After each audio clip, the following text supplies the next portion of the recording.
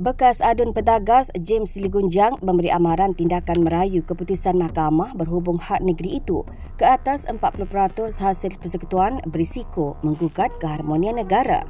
James yang juga aktivis hak Sabah berkata, keputusan Mahkamah Tinggi Kota Kinabalu Jumaat lalu itu satu kejayaan penting hasil usaha bersama Persatuan Undang-Undang Sabah dan Kerajaan Negeri bagi menegakkan hak perlembagaan Sabah.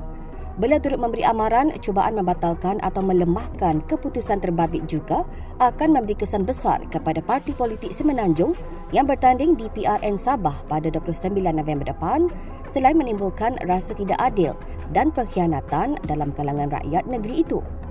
Ligunjang turut memuji pendirian tegas Kerajaan Negeri pimpinan Ketua Menteri Sementara Haji Jinor yang sentiasa memperjuangkan hak Sabah mengikut perlembagaan.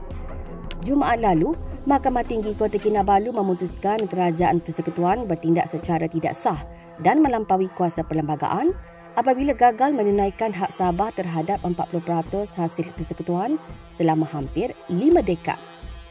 Zain Aimah Muhammad Yusof, FMT.